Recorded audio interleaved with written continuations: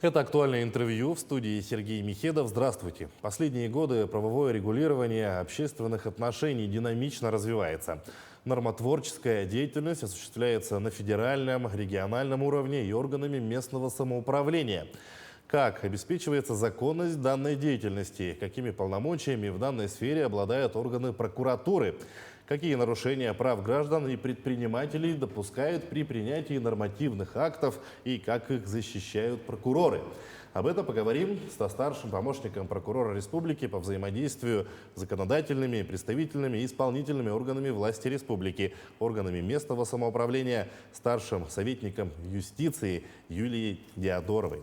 Юлия Леонидовна, здравствуйте. Здравствуйте. Могут ли права граждан и предпринимателей регламентироваться на региональном и муниципальном уровне?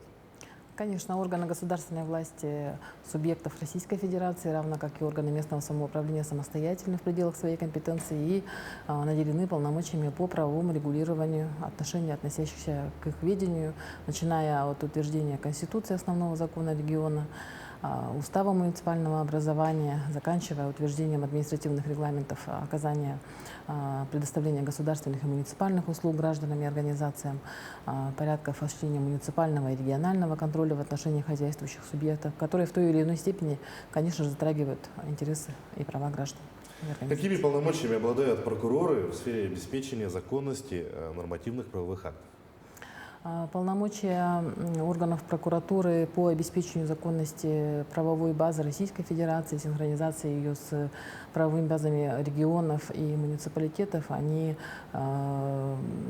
распространяются как на проектную стадию, так и на после принятия правового акта. На проектном этапе мы проводим правовую и антикоррупционную экспертизу проектов правовых актов органов государственной власти, органов местного самоуправления.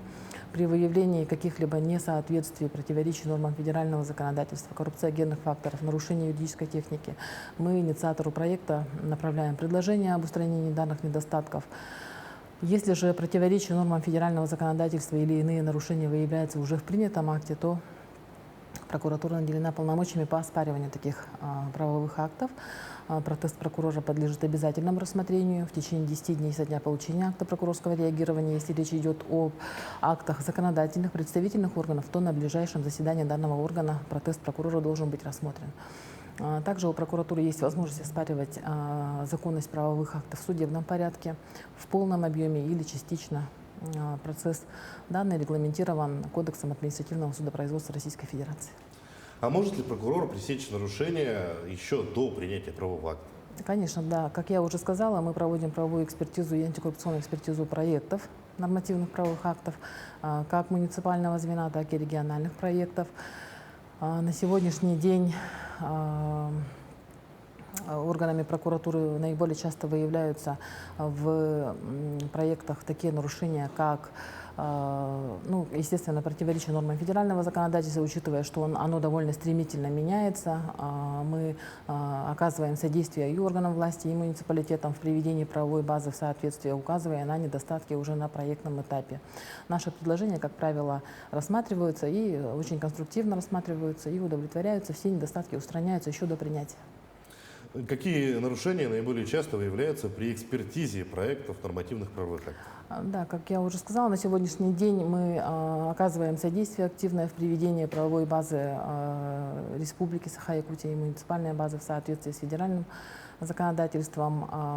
Наиболее активно мы на данном этапе работаем с правовыми актами, регламентирующими порядок предоставления субсидий хозяйствующим субъектам, потому что общие требования к данной категории правовых актов изменены неоднократно в текущем периоде. В этой связи мы оказываем коллегам содействие и уже на проектном этапе указываем на имеющиеся недостатки. Также нами выявляются на проектном этапе положения, которые обязывают необоснованно граждан предоставлять документы, которые находятся в распоряжении органов государственной власти или местного самоуправления в соответствии с действующим законодательством. Такая категория документов, например, это выписки из Единого госреестра индивидуальных предпринимателей, Единого госреестра юридических лиц, какие-то статистические сведения, данные рецензирующих органов, контролирующих органов и так далее. Они должны быть истребованы уполномоченным органом самостоятельно, без привлечения гражданина или организации. Может ли прокурор инициировать принятие органами госвласти или местного самоуправления правовых актов, необходимых для защиты прав граждан и организаций? Конечно, в случае выявления в ходе осуществления надзорной деятельности пробелов в правовом регулировании тех или иных социально значимых отношений, прокуратура имеет возможность выйти с предложениями в уполномоченный орган, который принимает данную категорию правовых актов. И, например, если ближнюю практику вспомнить, то по итогам анализа состояния законности в сфере охраны здоровья несовершеннолетних органами прокуратуры республики выявлена необходимость в дополнительном правовом регулировании отношений, направленных на воспрепятствование распространению такого вида токсикомании, как снифинг. По нашему предложению уполномоченным органам разработан законопроект, соответствующий о введении в Республике Саха-Якутия запрета на розничную продажу несовершеннолетним товаров для личного и бытового потребления, содержащих сжиженный газ. Законодательным органом республики данный закон принят 14 июня текущего года. Также одновременно установлена административная ответственность за нарушение данного запрета. Куда обращаться, если в результате действия незаконного нормативного правового акта нарушаются права граждан или организаций?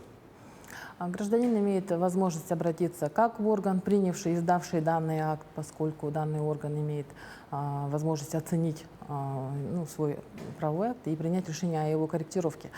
Также есть возможность у граждан всегда обратиться в органы прокуратуры по месту нахождения, то есть это территориальная, городская, районная прокуратура, либо есть возможность напрямую обратиться в суд. Может ли гражданин сообщить в прокуратуру о принятии органами местного самоуправления или органами госвласти незаконных нормативных правовых актов? Конечно, рассмотрение обращений граждан является приоритетным направлением надзорной деятельности органов прокуратуры. Мы принимаем обращения граждан абсолютно по всем сферам, абсолютно по всем вопросам. Если доводы граждан связаны с несоответствием положений нормативных правовых актов и ущемлением в результате действия таких актов прав и интересов граждан, прокуратура незамедлительно принимает меры по оспариванию таких правовых актов. Обращения могут быть направлены различными способами, как в электронном виде, так и в письменном по месту нахождения прокуратуры. В электронном виде мы принимаем как через официальный сайт органов прокуратуры, так и через единый портал государственных услуг. Какие меры прокуратура может принять по таким обращениям? Мы по нормативным правовым актам уже действующим принимая меры по их оспариванию. Или в сам орган, который уполномочен рассмотреть и принять решение об отмене незаконных положений правового акта, либо напрямую в судебном порядке.